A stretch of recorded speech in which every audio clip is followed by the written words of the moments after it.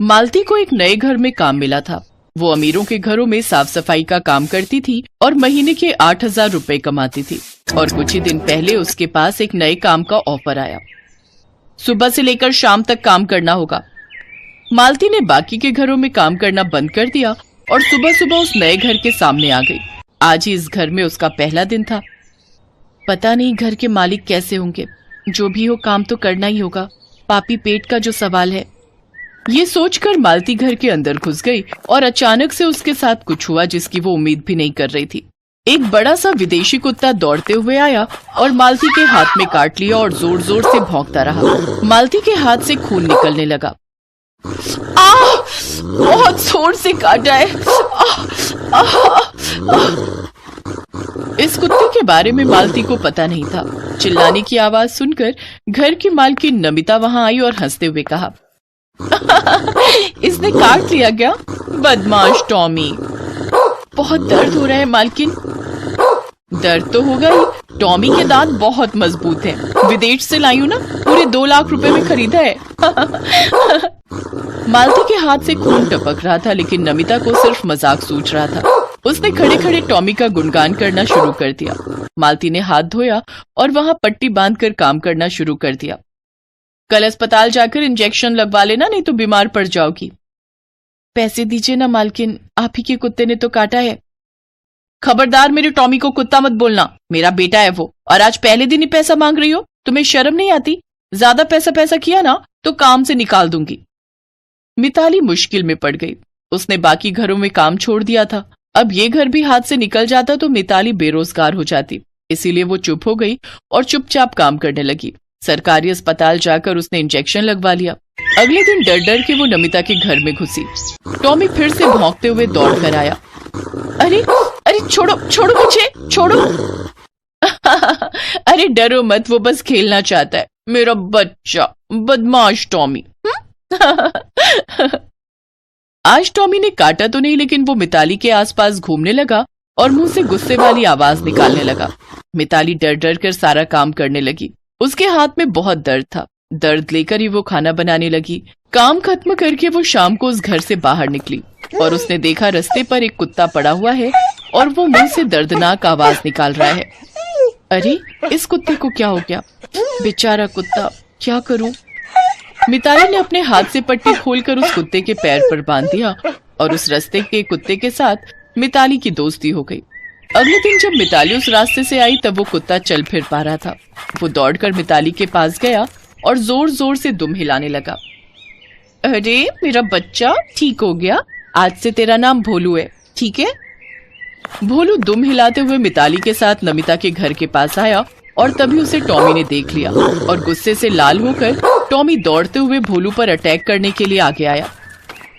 भोलू, भोलू भाग भोलू, ये कुत्ता तुझे मार डालेगा, भाग भोलू। भोलू जान बचाने के लिए तेजी से भागा। टॉमी भी कुछ देर भाग के गया और फिर वापस आकर मिताली के सामने भौंकने लगा।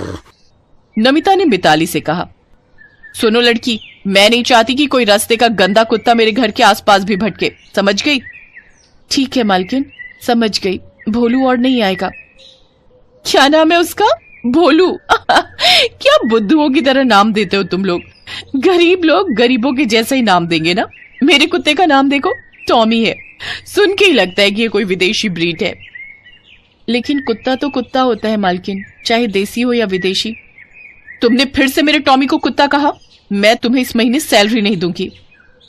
नहीं मालकिन, ऐसा मत कीजिए, मुझसे गलती हो गई। मैंने कहा था ना, टॉमी कुत्ता नहीं है, मेरा बेटा है। ये सुख दुख में मेरा साथ देता है। तेरे पालतू कुत्ते की तरह रास्ते पर गंदगी से नहीं खेलता, समझ गई? नमिता ने मालती को गरीबों की हैसियत दिखा दी। नमिता हर शाम काम से निकलकर भोलू को खाना खिलाने लगी और नमिता के घर पर सुबह से लेकर शाम तक टॉमी के खौफ में जीने लगी। पेट के लिए क्या क्या करना पड़ता है गरीबों को। नमिता टॉमी को हर रोज चिकन मटन खिलाती थी, लेकिन मालती को सूखी रोटी खाने को देती थी। मालकिन, ये कैसा नियम है? टॉमी के लिए चिकन मटन और मेरे लिए सूखी रोटियां? हाँ तो क्या हो गया? तुझे तो सूखी रोटी खाने की आदत है ना, टॉमी को नहीं है। टॉमी की कीमत पता है ना तुझे? तेरी जिंदगी से भी कीमती है मेरा टॉमी। एक गरीब की जिंदगी की कीमत एक कुत्ते से भी कम है क्या? मालती ये नहीं मान पाई, लेकिन वो कर भी क्या सकती थी। ऐसे दिन बीतता रहा। नमिता को टॉमी की कोई गलती नहीं दिखती थी। टॉमी पूरा दिन मालती को परेशान करता था। मालती घर साफ करती थी और टॉमी तुरंत गंदा कर देता था। देखिए ना मालकिन, मैंने अभी अभी घर साफ किया था लेकिन टॉमी ने गंदा कर दिया। हाँ तो क्या हो गया? मेरा टॉमी कुछ भी कर सकता है, बच्चा है वो मेरा। और तुझे तो सफाई करने के लिए रखा है ना, जा फिर से साफ कर। दिन ब दिन टॉमी और बदमाश होता जा रहा था और इसमें गलती नमिता की थी। वही अपने कुत्ते को सिर पर चढ़ाकर रखती थी। मालती टॉमी से बहुत गुस्सा थी, लेकिन शाम को भोलू को देखते ही मालती का सारा गुस्सा उतर जाता था।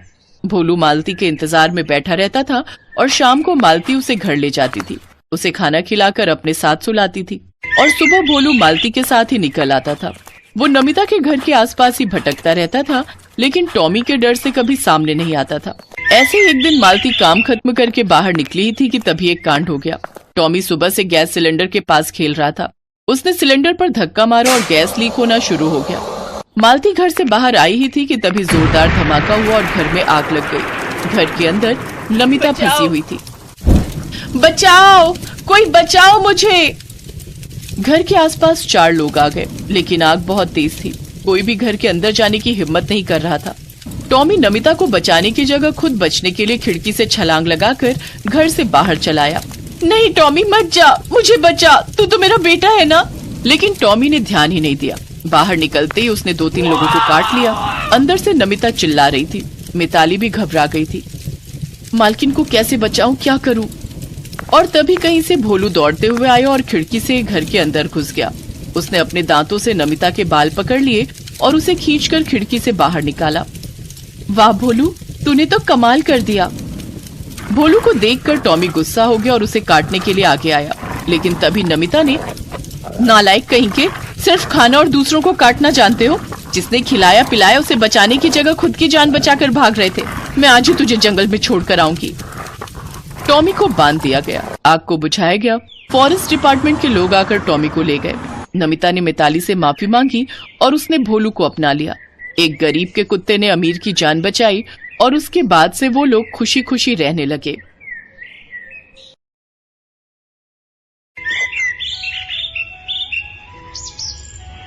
बेलापुर गांव में हरीश और रेनू अपनी बेटी सपना के साथ रहते थे।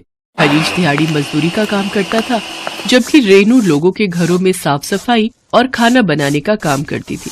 बड़ी मिन्नतों के बाद उनको औलाद का सुख प्राप्त हुआ था, लेकिन अपनी गरीबी की मजबूरी और बेटी के सपने पूरे करने के लिए वो दोनों काम करते, जिस वजह से सपना को घर में अकेले ही रहना पड़ता था। सपना सारा दिन मिट्टी में खेलती रहती, जिस वजह से एक दिन उसको बुखार आ गया। रेनू जैसे ही काम पर जाने से पहले सपना को गले लगाने के लिए आगे बढ़ती है तो वो देखती है कि वो काफी गर्म है। रेनू उसके माथे पर हाथ लगाती है तो उसका माथा काफी गर्म होता है। हे भगवान, कितना तेज बुखार है मेरी गुड़िया को। अब मैं काम पर कैसे जाऊं? आज तो मालकिन के घर मेहमान आ रहे हैं। अगर नहीं गई तो वो बहुत गुस्सा होंगी। फिर भी एक बार फोन करके छुट्टी मांग कर देखती हूँ। फिर वो अपनी मालकिन को फोन लगाती है। हेलो मालकिन, मैं रेनू बोल रही हूँ। दरअसल मेरी बिटिया सपना को बहुत तेज बुखार है, तो क्या आज मैं छुट्टी ले सकती हूँ? देखो रेनू, अगर तुम्हें परमानेंट छुट्टी चाहिए तो साफ साफ कहो। यूं रोज रोज छुट्टी लेने के लिए नए नए बहाने मत बनाओ। अगर काम पर आना है तो अभी आओ, नहीं तो अपना हिसाब ले जाओ। तुम जैसी काम वाली और भी बहुत मिल जाएंगी। नहीं नहीं मालकिन, मैं अभी आती हूँ, आप मुझे काम से मत निकालो। रेनू सपना का पेट पालने की खातिर उसे दवाई देकर बुखार में तपता छोड़कर काम पर चली जाती है। काम पर पहुंचने के बाद मालकिन उससे पूछती है, क्या सचमुच तेरी बेटी को बुखार है या तेरा छुट्टी का मन था? मालकिन, कौन सी माँ छुट्टी लेने के लिए अपनी बच्ची की बीमारी का झूठा बहाना बनाएगी? सचमुच में मेरी लाडो को बहुत तेज बुखार है। आज आप मेरी जल्दी छुट्टी कर देना। नहीं नहीं, सुबह से मुझे मेरे बेटे रोहन की तबीयत भी कुछ ठीक नहीं लग रही है, तो मुझे उसका ध्यान रखना है। और आज घर में कुछ मेहमान भी आ रहे हैं, तो उनके खाने की तैयारी भी तुम्हें ही करनी है। मेरी भी मजबूरी समझिए मालकिन। मैं काम पर आ तो गई हूँ, पर मेरा मन, मेरा सारा ध्यान मेरी बच्ची की ओर ही है। बस बस, अब रोना बंद करो और साफ सफाई में लग जाओ। बेचारी रेनू आंखों में आंसू, मन में उदासी और चेहरे पर चिंता लिए काम में लग जाती है। और दूसरी तरफ मालकिन बेड पर बैठी अपने बेटे रोहन को अपनी गोद में लिटाकर टीवी देख रही होती है। ऐसे ही 20 साल बीत जाते हैं। सपना और रोहन दोनों ही बड़े हो गए। जब भी रेनू लोगों के घरों में काम करने जाती तो सपना को बहुत बुरा लगता। इसीलिए वो अपनी पढ़ाई के साथ साथ एक मॉल के शोरूम में सेल्स गर्ल की नौकरी करने लगी। एक दिन रोहन अपने दोस्तों के साथ मॉल में शॉपिंग करने आता है और वो रेनू को पहचान लेता है। शायद मैंने तुम्हें कहीं देखा है। अरे याद आया, तुम तो वही हमारी नौकरानी क्या नाम है उसका? हाँ याद आया, रेनू, उसकी बेटी हो ना? जी वो सर। अरे बस, अब इतना क्या नाटक कर रही है? अच्छा वैसे तेरी माँ है बहुत मेहनती, सारा काम बड़ी लगन और मेहनत से करती है। वैसे तू यहाँ कपड़े बेचने का काम करती है, चलो बढ़िया है। वैसे भी एक काम वाली के बच्चे इससे ज्यादा कर भी क्या सकते हैं। अच्छा लिसन, अगर तुम्हें कोई काम चाहिए हो तो बस बता देना। वैसे भी तुम्हारी माँ बूढ़ी हो चली है, तो उनके बाद हम तुम्हें काम पर रख लेंगे। रोहन अपने सभी दोस्तों के सामने उसका खूब मजाक उड़ाता है, लेकिन सपना खामोश रहती है। इसके बाद वो वहां से चला जाता है। सपना दिन भर नौकरी करती और रात को जागकर पढ़ाई, और उधर रोहन सारा दिन मस्ती करता और रात को दोस्तों के साथ ड्रिंक और पार्टीज। एक दिन रेनू अंजना के घर काम कर रही होती है कि तभी अंजना मेहरा रोहन को कहती है, रोहन ये सब क्या है? तुम दिन भर दोस्तों के साथ मटर गश्ती करते हो और रात को पार्टी। तुम अपनी स्टडीज पर बिल्कुल भी ध्यान नहीं दे रहे हो। ऐसा कब तक चलेगा बेटा? ओहो मम्मा प्लीज, अब आप फिर से ना लेक्चर देना शुरू मत कर देना। हम अमीर लोग हैं, अमीर, हमारे अपने शौक हैं। अगर हम अभी अपनी लाइफ एंजॉय नहीं करेंगे तो कब करेंगे? और स्टडीज और कमाने के लिए तो सारी उम्र पड़ी है ना, यही तो टाइम है हमारा एंजॉय करने का। और वैसे भी मुझे नौकरी शौकरी में कोई इंटरेस्ट नहीं है, मैं तो अपना बिजनेस करूंगा, बिजनेस। और उसके लिए मुझे आपसे पैसों की जरूरत होगी। अरे इस रेनू की बेटी को देख, दिन रात पढ़ाई भी करती है और साथ में नौकरी करके अपना और अपने परिवार का पेट भी पाल रही है, और अपने माँ बाबा का भी कितना ध्यान रखती है। मम्मा प्लीज यार, मैं कोई कामवाली का बेटा नहीं हूँ, मुझे पैसों की जरूरत है, मुझे पैसे दो। रोहन लड़ झगड़ कर अपनी माँ से पैसे ले जाता है और दिन रात पार्टीज करता है। उधर सपना और भी कड़ी मेहनत करती है, और नतीजा ये हुआ कि वो खुद का एक एप्लीकेशन सॉफ्टवेयर डेवलप करती है जो बाद में एक डिजिटल कंपनी में बदल जाता है। सपना ने लोन लेकर खुद की डिजिटल कंपनी स्टार्ट कर दी, और 2 साल के अंदर ही सारा लोन चुकता करने के बाद अपना एक बड़ा सा बंगला, कार और घर में काम करने के लिए नौकर रख लिए।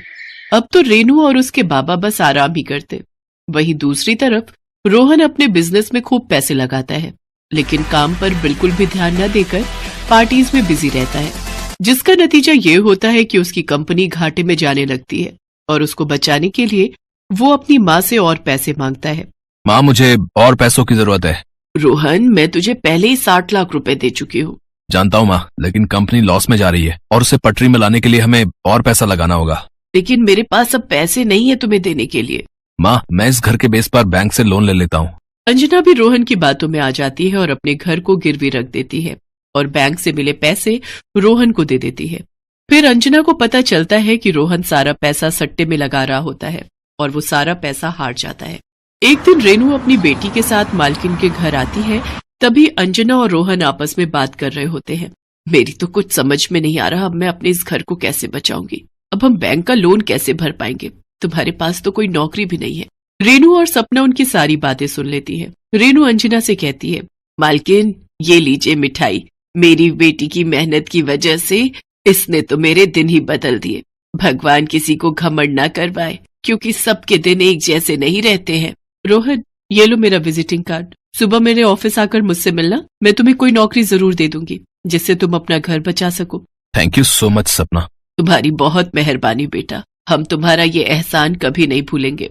इसके बाद रेनू अपनी बेटी सपना के साथ एक बड़ी सी गाड़ी में बैठकर चली जाती है और अंजना और रोहन अपने किए पर बहुत पछताते हैं।